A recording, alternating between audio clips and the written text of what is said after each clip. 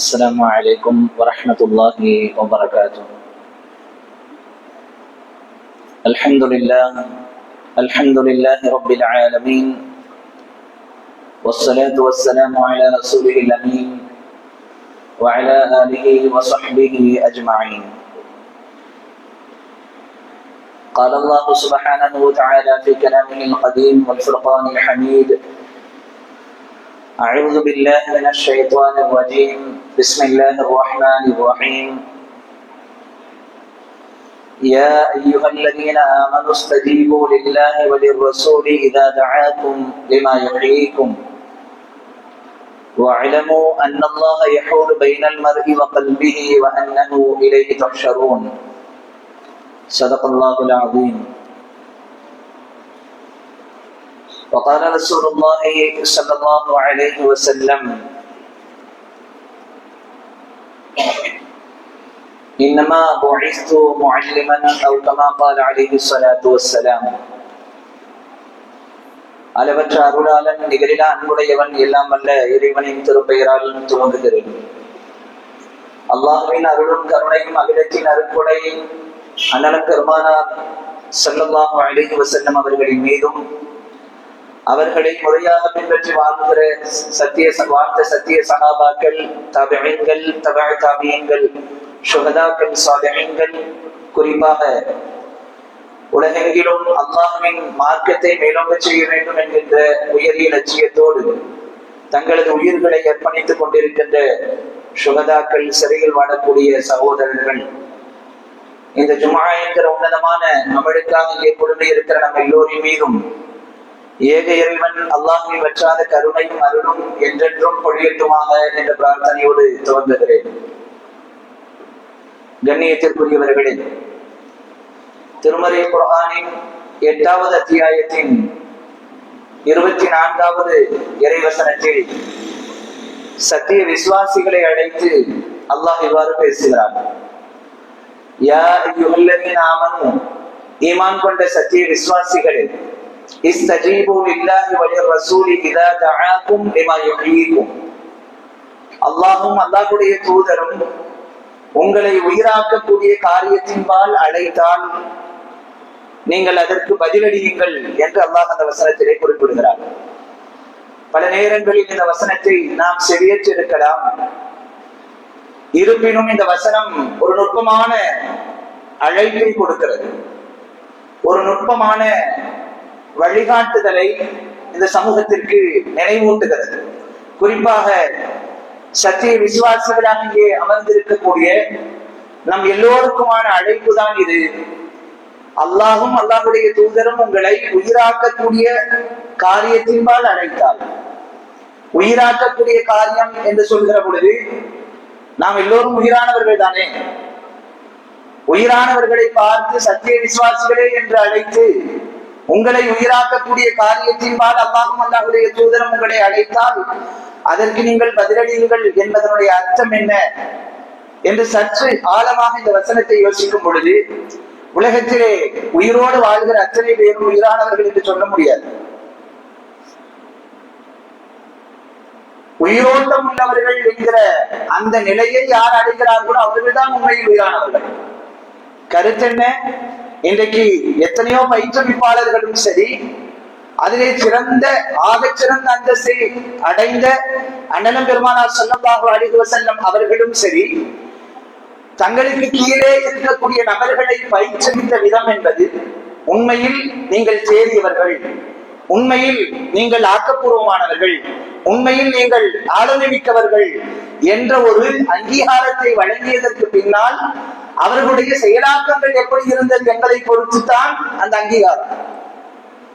ஒரு நபருக்கு கீழே நாம் வேலை செய்கிறோம் என்றால், அல்லது ஒரு நபருக்கு கீழே ஒரு 10 பேர் வேலை செய்கிறார்கள் என்றால், 10 பேரும் தன்னுடைய எஜமானிடத்தில் அங்கீகாரம் பெறுவதில்லை. யாராவது ஒரு சிலரை மட்டும்தான் அந்த எஜமானன் அங்கீகரித்துக் கொள்கிறார். இவர்தான் சூப்பர், இவர்தான் ஆளுமை மிக்கவர். 10 பேர் வேலை செய்தாலும் அந்த 10 பேரில் நான் எப்போது இல்லை என்றாலும் என்னுடைய எல்லா சகல காரியங்களையும் நிர்வகிக்கக்கூடியவர் இவர். காரணம், இவரிடத்தில் அந்த பர்சனாலிட்டி இருக்கிறது. அந்த ஆளுமை பண்பு இருக்கிறது என்று சொல்லி ஒரு சிலர் தான் அங்கீகாரம் பெறுகிறார்கள் என்பது போல உலகத்திலே வாழ்கிற எல்லோரும் ஆளுமை மிக்கவர்கள் என்று சொல்லிவிட முடியாது. சாதாரணமாகவே இந்த கருத்தை நாம் ஏற்றுக்கொள்கிற பொழுது சத்திய விசுவாசிகளாக ஒரு முக்மீனாக உண்மையில் நாம் ஆளுமை மிக்கவர், ஒரு சத்திய விசுவாசியாக நான் அற்புதமான ஒரு ஈமான் கொண்ட மனிதன், ஒரு ஆளுமையான ஒரு ஈமான் கொண்ட மனிதன் என்று நம்மை நாம் சொல்லிக் கொள்வதானால், சொல்ல வேண்டுமானால் அல்லாஹ்வுடைய வழிகாட்டுதல் உயிரோட்டமாக நம்மிடம் இருக்க வேண்டும்.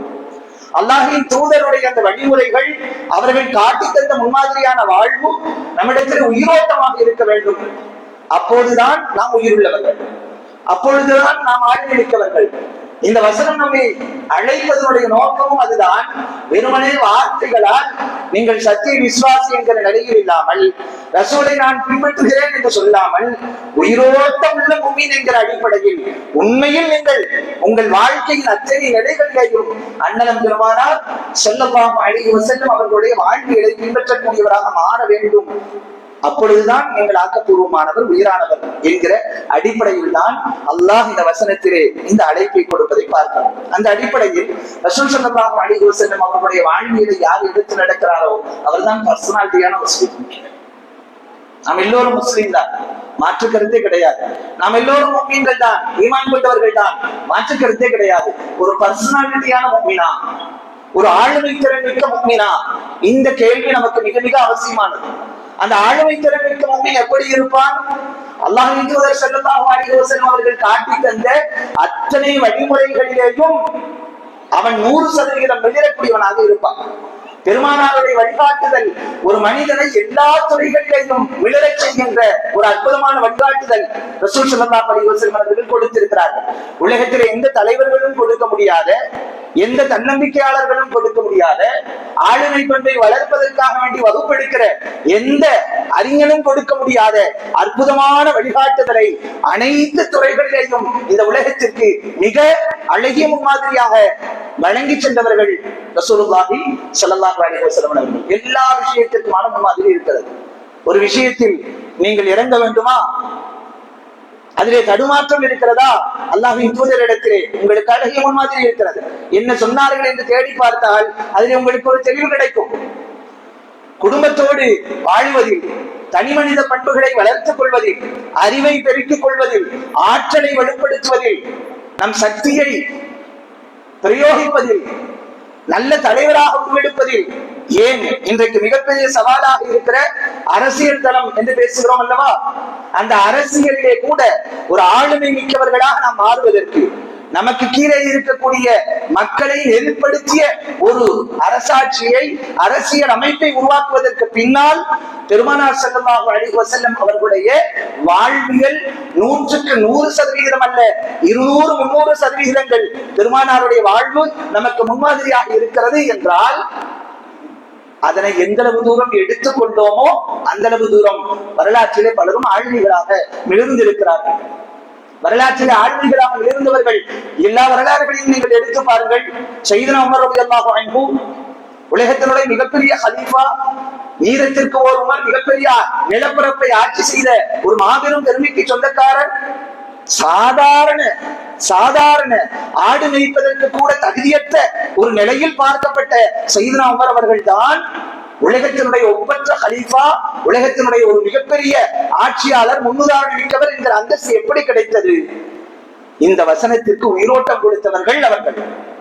அல்லாஹ்வின் வார்த்தைகளை, ரசூலின் வார்த்தைகளை செவியேற்கும் பொழுது அதற்கு பதிலளித்து தன்னை அதற்கு தயார்படுத்திக் கொண்டவர்கள். இன்றைக்கு நாம் என்றைக்காவது நம்மில் பெரும்பான்மையான நபர்கள் நான் முஃமின் என்பதில் பெருமிதம் கொள்கிறேன் என்கிற அந்த மனநிறைவு எத்தனை சந்தர்ப்பங்களில் நமக்கு ஏற்பட்டிருக்கிறது? ஏன் ஏற்படவில்லை? பெருமானாருடைய அந்த வாழ்வியலுக்கு நாம் உண்மையில் உயிரோட்டம் கொடுக்கவில்லை, உண்மையில் பதிலளிக்கவில்லை. இங்கே தேவை என்ன? பெருமானார் எல்லா விஷயங்களிலேயும் எப்படிப்பட்ட வழிகாட்டுதலை கொடுத்தார்களோ அந்த வழிகாட்டுதலை எடுத்து நடக்கும் பொழுது, வகுப்பு அட்டன் பண்றதுனால எதுவும் நடக்க போறது கிடையாது. இன்றைக்கு வகுப்பறைகள் மாற்றத்தை கொடுக்குமா? வகுப்பில் நடத்தப்படுகிற அந்த சப்ஜெக்டுகள் மாற்றத்தை கொடுக்குமா?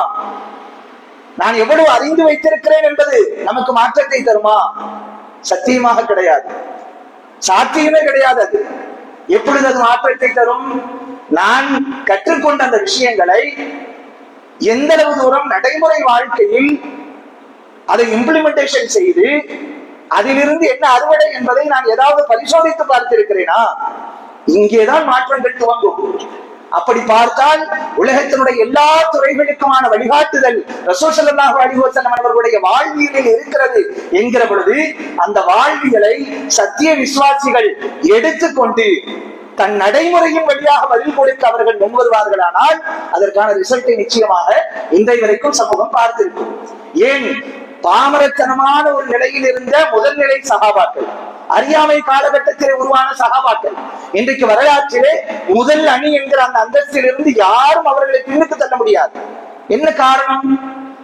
பெருமானாருடைய வாழ்வியலை அக்குவேர் ஆணிவேராக அறிந்து கொண்டு அணு அணுவாக அதனை தங்கள் செயல்பாடுகளின் மூலமாக அதனை வெளிப்படுத்தி அதற்கு பதிலளித்தவர்கள் தான் பெருமானாருடைய சத்திய தோழர்கள்.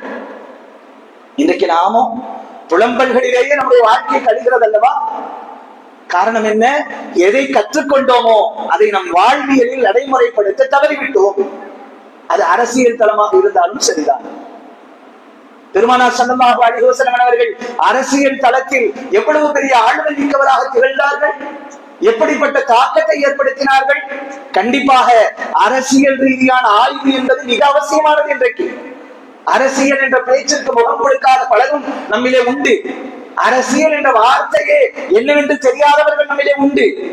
அரசியல் தளத்திலே சென்று செயலாற்றினால் ஒரு சாக்கடைக்குள்ளே நீ நுழைந்து விட்டாய் என்று பரஸ்பரம் உபதேசம் செய்து கொண்டவர்கள் உண்டு. அரசியல் அதிகாரத்திற்குள்ளே நாம் நுழைய வேண்டும் என்றால் அது பிற்போக்குத்தனமான வாதம் என்று பேசுபவர்கள் உண்டு.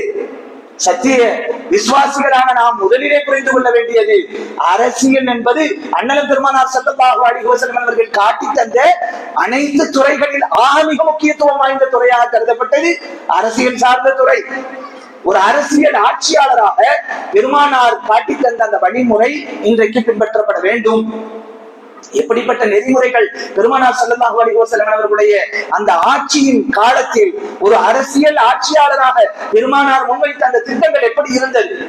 அந்த திட்டங்கள் எந்த தேசத்திற்கும் பொருந்தும், எந்த நாட்டிற்கும் பொருந்தும். குறிப்பாக நாம் வாழக்கூடிய சமகால இந்தியாவிற்கு மிக மிக அவசியமான ஒரு அற்புதமான வழிகாட்டுதலை 1400 ஆண்டுகளுக்கு முன்னால் ஒரு அரசியல் தலைவராக ஒரு ஆட்சியாளராக நின்று அந்த முன்னுதாரணத்தை கொடுத்தவர்கள் முத்து நபி ஸல்லல்லாஹு அலைஹி வஸல்லம் அவர்கள். பெருமானாருடைய அரசியல் தத்துவங்களில் அவர்கள் வழிகாட்டிய அந்த அரசியல் நெறிமுறைகளில் முதன்மையானது அடித்தட்டு மக்களுடைய பிரச்சனைகள் தீர்க்கப்பட வேண்டும்.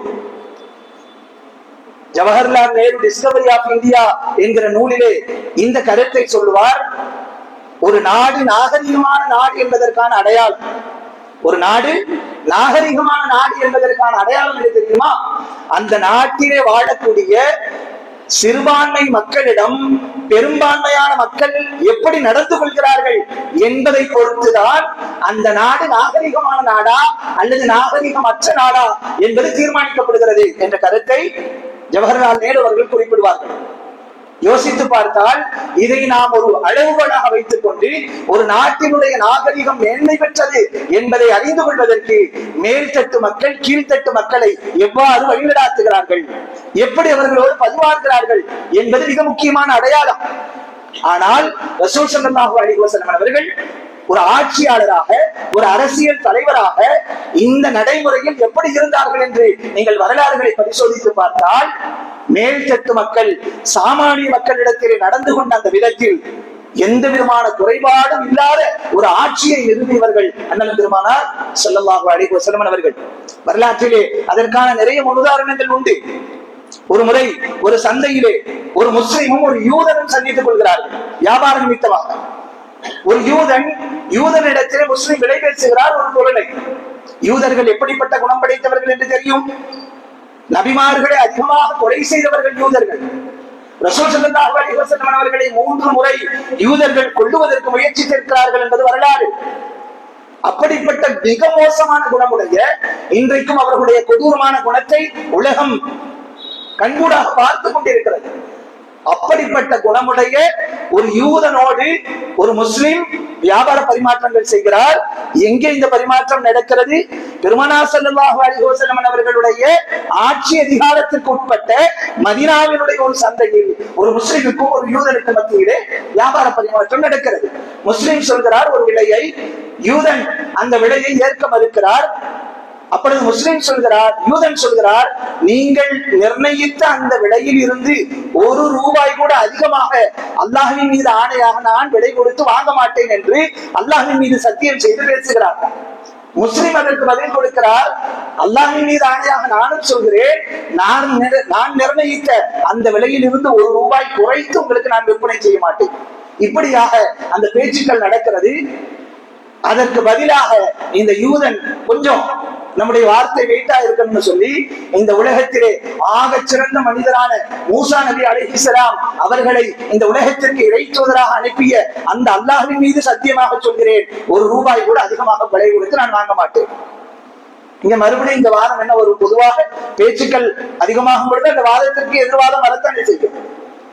முஸ்லிம் சொல்கிறார், இல்லை, ஆக சிறந்த மனிதராக மிகச்சிறந்த ஒரு மனிதராக இந்த உலகத்திலே முஹம்மது நபி ஸல்லல்லாஹு அலைஹி வஸல்லம் அவர்களை இறுதி தூதராக அனுப்பிய அந்த அல்லாஹ்வின் மீது ஆணையாக சொல்கிறேன், ஒரு ரூபாய் கூட நீ குறைத்து கொடுக்க மாட்டேன்.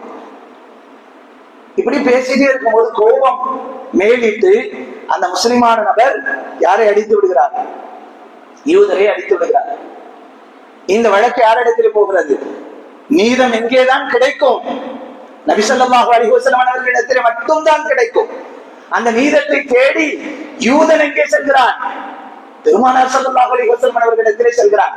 அந்த காலத்திலே யூதன் நினைச்சிருந்தாலும் கூட வேறு யாரிடத்திலேயும் நீதத்தை வாங்கி இருக்க முடியாது. பெருமானாரிடத்திலே சென்று அல்லாஹ்வின் தூதரே, இப்படியான ஒரு நிலை நடந்தது, இதற்கு நீங்கள் தீர்ப்பளிக்க வேண்டும். பெருமானார் ஸல்லல்லாஹு அலைஹி வஸல்லம் அவர்கள் அந்த முஸ்லிமை அழைத்து சொன்னார்கள், எந்த ஒரு காலகட்டத்திலேயும் சையதுனா மூசா அலைஹிஸ்ஸலாம் அவர்களை விட நான் சிறந்தவன் என்கிற அந்தஸ்தை என்னால் பெற முடியாது. அவ்வளவு தூரம் மிக உன்னதமான இறைத்தூதராக இந்த உலகத்திலே வாழ்ந்து சென்றவர்கள் சையதுனா மூசா அலைஹிஸ்ஸலாம் அவர்கள். எனவே மூசா அலைஹிஸ்ஸலாம் அவர்களோடு ஒப்பிட்டு என்னை நீங்கள் மேன்மைப்படுத்தி பேசக்கூடிய அந்த நடைமுறை தவிர்க்கப்பட வேண்டியது என்று சொல்லி யாருக்கு உபதேசம் செய்து அனுப்புகிறார்கள்? அந்த முஸ்லிமான நபருக்கு உபதேசம் செய்து அனுப்புகிறார்கள் என்பதை பார்க்கிறோம். அங்கே நீங்கள் யோசிக்கலாம், நாம் யோசிக்கலாம், நடைமுறையில் இருப்பது யாருடைய ஆட்சி? ரசூலுல்லாஹி ஸல்லல்லாஹு அலைஹி வஸல்லம் அவர்களுடைய ஆட்சி. அவர்களுடைய எல்லைக்கு உட்பட்ட ஒரு மாகாணத்தில் ஒரு பிரச்சனை நடக்கிறது. அதுவும் பாதிக்கப்பட்டு வந்து நிற்கக்கூடியவர் ஒரு யூத குலத்தை சார்ந்தவர், சிறுபான்மை இனத்தை சார்ந்தவர். அடித்தவரோ இஸ்லாமியனாக இருந்தவர், முஸ்லிமாக இருந்தவர். தீர்ப்பு தாராளமாக யாருக்கு வழங்கப்பட்டிருக்கலாம்? சாதகமாக ஒரு முஸ்லிமுக்கு சாதகமாக வழங்கப்பட்டிருக்கலாம். ஆனால் தங்களுடைய ஆட்சிக்கு உட்பட்ட அந்த காலத்தில் சிறுபான்மை மக்களாக இருந்தாலும் கூட அவர்கள் மதிக்கப்பட வேண்டும் என்கிற உயரிய நெறியை இந்த உலகத்திலே கடைபிடித்தவர்கள் உத்தம திருநபி ஸல்லல்லாஹு அலைஹி வஸல்லம் அவர்கள். அரசியல் அமைப்பில் எப்படியான ஒரு நடைமுறையை ஒரு ஆட்சியாளன் பின்பற்ற வேண்டும் என்பதற்கான முன்னுதாரணம் பெருமானாரிடத்தில் இருந்தது. அதிலே முதன்மையானது தன் ஆட்சிக்கு கீழே சிறுபான்மையின மக்கள் எப்படி இருக்கிறார்கள் என்பது மிக முக்கியத்துவம் வாய்ந்தது. ஒரு சந்தர்ப்பத்திலே முனாஃபிக் ஒருவன் ஒருவருடைய பொருளை திருடி விடுகிறான். முனாஃபிக்குகளை பற்றி தெரியும், வெளியிலே முஸ்லிமாக இருப்பார். ஆனால் திருடியது முனாஃபிக். திருடப்பட்ட பாதிக்கப்பட்ட அந்த நபருக்கு தெரியும் இந்த நபர் தான் அதை திருடி இருக்கிறார் என்று. பெருமானார் ஸல்லல்லாஹு அலைஹி வஸல்லம் அவர்களின் வழியாக அதற்கான தீர்வை தேட முனைந்த பொழுது முனாஃபிக் தன்னிடத்தில் இருக்கக்கூடிய அந்த திருடப்பட்ட பொருளை ஒரு யூதனுடைய வீட்டிலே கொண்டு போய் வைத்து விடுகிறார், பதுக்கி வைத்து விடுகிறார். பொருள் விசாரிக்கப்படுகிற பொழுது, தேடப்படுகிற பொழுது ஒரு யூதனுடைய வீட்டில் இருந்து அது கண்டெடுக்கப்படுகிறது. இப்பொழுது யார் மீது குற்றம் சுமத்தப்படுவதற்கான வாய்ப்பு இருக்கிறது? ஒரு யூதனின் மீது அதற்கான குற்றம் சுமத்தப்படுவதற்கான வாய்ப்பு இருக்கிறது. அந்த கோணத்தை நோக்கிதான் அதற்கான தீர்வை தர முடியும். ஆனால் அல்லாஹ்வின் தூதர் ஸல்லல்லாஹு அலைஹி வஸல்லம் அவர்களுக்கு அந்த நேரத்தில் அல்லாஹ்வின் புறத்தில் இருந்து ஒரு வஹி இறக்கப்படுகிறது. திருமறையினுடைய 4வது அத்தியாயத்தின் 107வது 108வது இறைவசனம். அல்லாஹ் தஆலா வஹியின் வழியாக யார் உண்மையான குற்றவாளி என்பதை பெருமானாருக்கு அல்லாஹ் தஆலா அறிவித்து கொடுக்கிறார். வலா துஜாதில் அனில் லதீன யக்தானூன அன்ஃபுஸஹும் இன்னல்லாஹ லா யுஹிப்பு மன் கான ഖவ்வானன் அஸீமா. நபியே, பிறருக்கு தீமை செய்து அதனால் எவர் தமக்கு தாமே தீங்கிழைத்துக் கொண்டார்களோ அவர்களுக்காக நீர் வாதாட வேண்டாம். ஏனென்றால் கொடிய பாவியான சதி செய்து கொண்டிருப்பவரை நிச்சயமாக அல்லாஹ் நேசிப்பதில்லை. உண்மையில் அங்கே குற்றவாளி யார் என்பதை அல்லாஹ் இந்த வசனத்தின் மூலமாக நிரூபித்து காட்டினார். இங்கே நாம் சொல்ல வருவது, எந்த ஒரு காலகட்டத்திலேயும் ஒரு இஸ்லாமிய ஆளுமையின் கீழ் ஒரு சாமானியனாக இருக்கக்கூடிய மனிதன் அல்லது சிறுபான்மையாக இருக்கக்கூடிய மனிதன் பாதிக்கப்படக்கூடாது, அநீதத்தை சந்திக்க கூடாது என்கிற அற்புதமான வழிகாட்டுதலை இந்த உலகத்திற்கு அரசியல் நெறியாக கொடுத்தவர்கள் அண்ணலம் பெருமானார் ஸல்லல்லாஹு அலைஹி வஸல்லம் அவர்கள். ஆக இப்படியாக பெருமானார் வகுத்து தந்த ஒவ்வொரு அரசியல் நெறிமுறைகளும் மிக பெரும் முன்னுதாரணமாக இருந்தது. பெருமானார் வகுத்து தந்த அரசியல் நெறிமுறைகளில் இரண்டாவது மிக முக்கியமான அம்சம், ஆட்சியாளன் தான் முதல் குடிமகன் என்பதல்ல, அவன் கடைசி குடிமகன். இன்னைக்கு முதல் குடிமகனை யாரு போடுறோம்? இன்றைக்கு இருக்கிற நடைமுறை என்ன? ஆட்சியாளர்கள் எங்காவது வந்தால் தங்களுடைய சொந்த விஷயங்களை கூட விட்டுவிட வேண்டும் என்கிற ஒரு மரபு இன்றைக்கு இருக்கிற குடிமக்கள் பின்பற்றிக் கொண்டிருக்கிற நிலைதான் இந்தியா அடக்கம் பார்த்துக் கொண்டிருக்கிறோம். ஆட்சியாளர் வந்தா நம்முடைய அன்றாட அலுவல்கள் ஓடாது. ஆனால் ரசூல் ஸல்லல்லாஹு அலைஹி வஸல்லம் அவர்கள் வகுத்து தந்த அந்த ஆட்சியாளருடைய பண்பு என்பது, நீ முதல் குடிமகன் கிடையாது, மக்கள் தான் முதல் குடிமக்கள், மக்கள் தான் முதல் குடிமகன் என்கிற அந்தஸ்தை பெற்றவர்கள். அப்ப ஆட்சியாளர் கேட்ட அந்தஸ்து, அவன் தான் கடைசி குடிமகன். கடைசி குடிமகன் என்பதனுடைய அர்த்தம் என்ன? இவன் தான் எல்லாருக்கும் சேவகம் செய்யணும். சய்யிதுல் கௌமி காதிமுஹும், அந்த கூட்டத்தினுடைய தலைவனாக இருப்பவன் அவர்களுக்கு ஊழியம் செய்யக்கூடியவன், அப்படிப்பட்ட மகத்தான பொறுப்பை பெற்றவன். அவர்கள் உனக்கு என்ன செய்யக்கூடாது? ஊழியம் செய்யக்கூடாது. அவர்களுக்கு தேவையானதை செய்து கொடுப்பதுதான் ஒரு ஆட்சியாளனுடைய பண்பு என்பதை இந்த உலகத்திற்கு அரசியல் நெறியாக கொடுத்தவர்கள் 1400 ஆண்டுகளுக்கு முன்னால் அண்ணன் பெருமானார் ஸல்லல்லாஹு அலைஹி வஸல்லம் என்பதை நாம் கவனத்திலே கொள்ள வேண்டும். இன்றைக்கு இருக்கிற ஆட்சி முறை என்ன? நான் ஏற்கனவே சொன்ன அந்த முதல் அம்சம், அரசியல் ஆட்சியில், ஆட்சி அதிகாரத்தில் ஒரு அழகான நெறியை பெருமானார் ஸல்லல்லாஹு அலைஹி வஸல்லம் அவர்கள் கொடுத்த அந்த நெறியிலே முதன்மையானது, சாமானிய மக்கள் பாதிக்கப்படக்கூடாது, சிறுபான்மையின மக்கள் எவ்வாறு நடத்தப்படுகிறார்கள் என்பது கவனிக்கப்பட வேண்டும். இன்றைக்கு சிறுபான்மையின மக்கள் எவ்வாறு நடத்தப்படுகிறார்கள்? இந்தியாவினுடைய சூழ்நிலைகள் என்ன? இந்தியாவில் யாரெல்லாம் சிறுபான்மையின மக்களாக இருக்கிறார்களோ அவர்கள் இவ்வாறெல்லாம் வஞ்சிக்கப்படுகிறார்கள் என்பது நாம் சொல்லி தெரிய வேண்டிய அவசியம் இல்லை. குறிப்பாக இன்றைக்கு இருக்கிற இந்தியாவினுடைய ஆட்சியினுடைய சூழலில் பாசிசத்தை மையமாக கொண்டு, வெறுப்புணர்வை மையமாக கொண்டு நடத்தப்படுகிற இந்த ஆட்சி காலத்தில் எவ்வளவு தூரம் மக்களுடைய எல்லா நலன்களும் பறிக்கப்படுகிறது என்பதை நாம் அறிவோம். ஒவ்வொரு சட்டங்களும் மாற்றியமைக்கப்பட்டு, அந்த சட்டங்கள் மாற்றியமைக்கப்படுவதன் வழியாக அவர்களுடைய இலக்கு முழுக்க முழுக்க மக்களை கஷ்டத்திற்கு உள்ளாக்குவதை தவிர வேறு என்ன இன்றைக்கு நடைமுறையில் வந்து கொண்டிருக்கிறது என்பதை நாம் சிந்திக்க கடமைப்பட்டிருக்கிறோம். ஆக முதல் அம்சமும் சரி, இரண்டாவது அம்சம் இங்கே நாம் சொன்னது போல குடிமக்களுடைய சேவகனாக ஆட்சியாளர்கள் இருக்க வேண்டும். இன்னைக்கு என்ன சேவை நடக்கிறது? யார் சேவை செய்கிறார்கள்? மக்களுடைய எல்லா சக்திகளையும் உறிஞ்சிக் கொண்டு அவர்கள் சுகமோகமாக இருப்பதுதான் இன்றைக்கு இருக்கிற ஆட்சியாளர்களுடைய எழுதப்படாத ஒரு அம்சமாக இருக்கிறது, விதியாக இருக்கிறது. சமீபத்திலே பரபரப்பாக பேசப்பட்டுக் கொண்டிருக்கிற அந்த செய்தி, நேபாளத்தில் நடந்து கொண்டிருக்கிற அரசியல் ரீதியான மக்கள் புரட்சி என்பது ஒரு மிகப்பெரிய அளவில தாக்கத்தை உலக அளவிலே கவனத்தை ஈர்க்கக்கூடிய ஒரு விஷயமாக இருந்து கொண்டிருக்கிறது. ஆட்சியாளர்கள் மக்களிடத்தில் மிகப்பெரிய தாக்குதலுக்கு ஆளாகிறார்கள். எதனுடைய வெளிப்பாடு?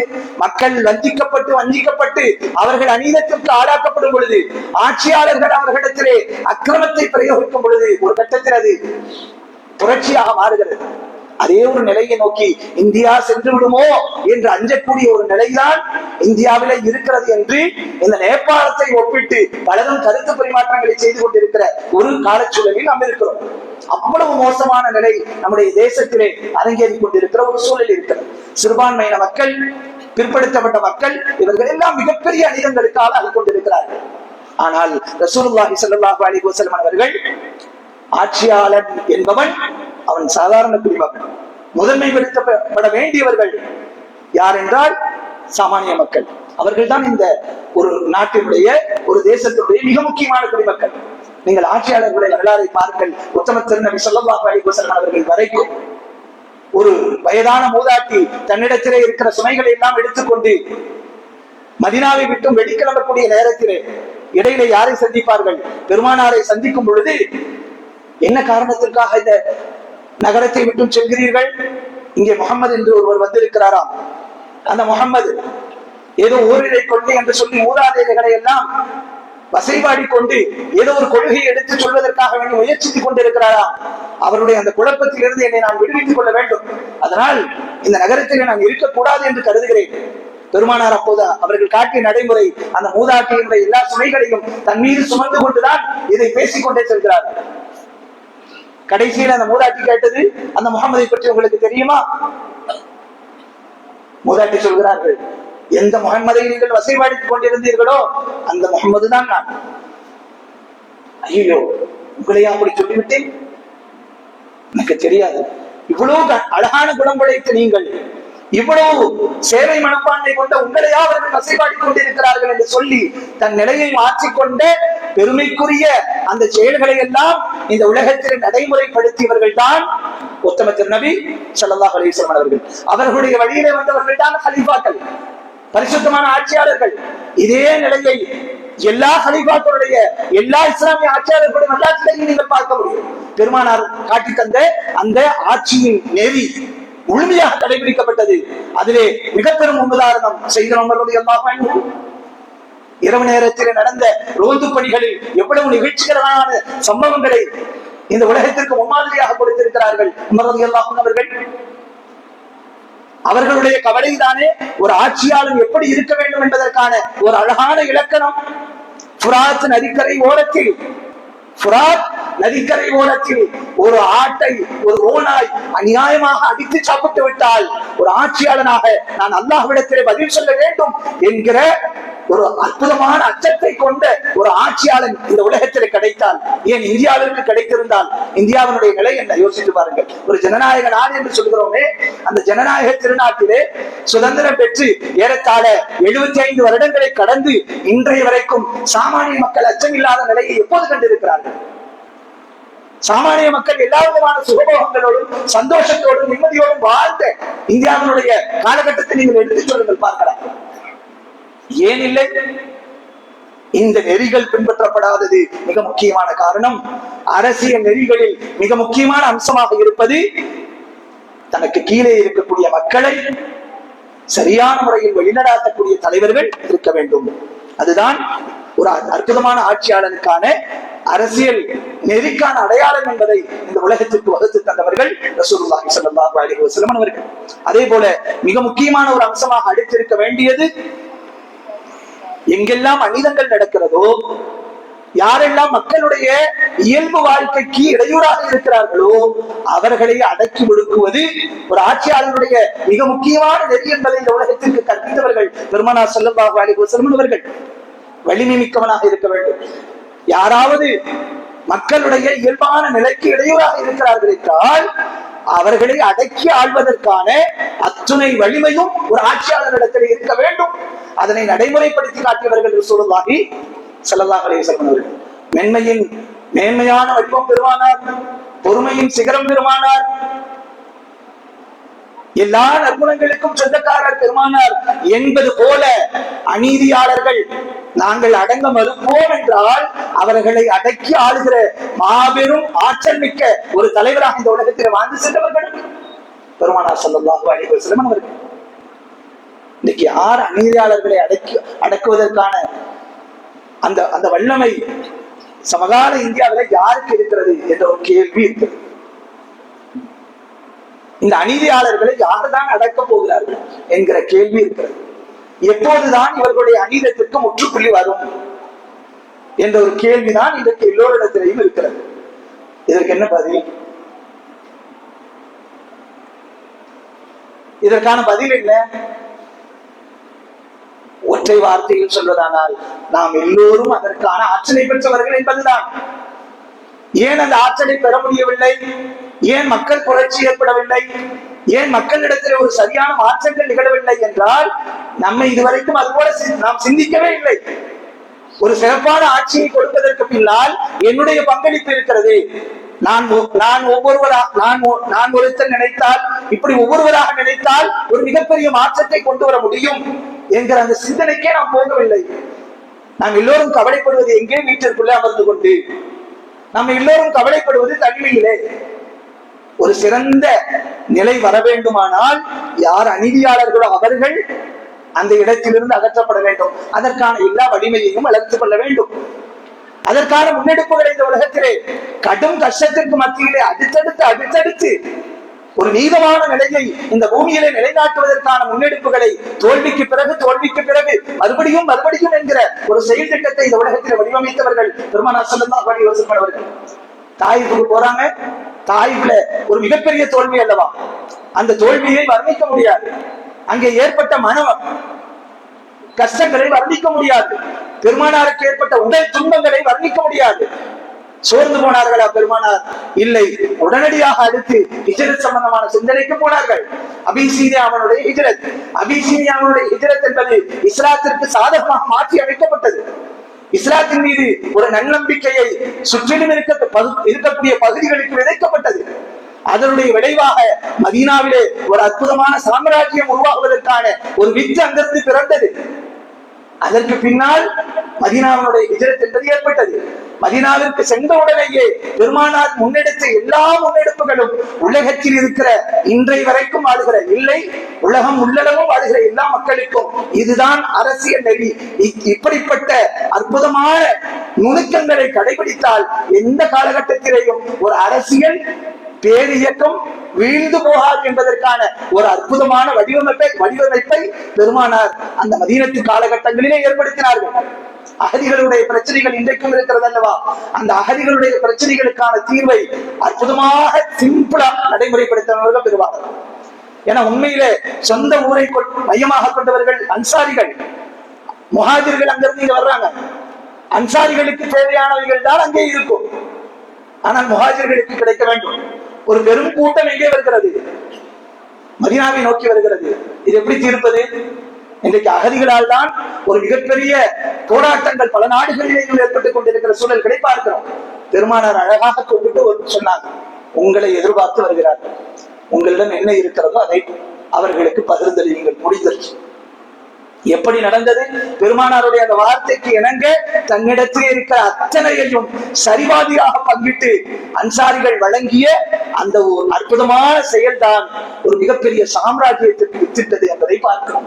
எனவே அன்பானவர்களே, பெருமானார் ஸல்லல்லாஹு அலைஹி வஸல்லம் அவர்களுடைய வாழ்வியல் என்பது ஒரு மிகப்பெரிய முன்னுதாரணங்களை கொண்டது. அரசியல் தளம் வரைக்கும் அண்ணலம் பெருமானார் ஸல்லல்லாஹு அலைஹி வஸல்லம் அவர்களுடைய வாழ்வியலில் அற்புதமான வழிகாட்டுதல் இருக்கிறது.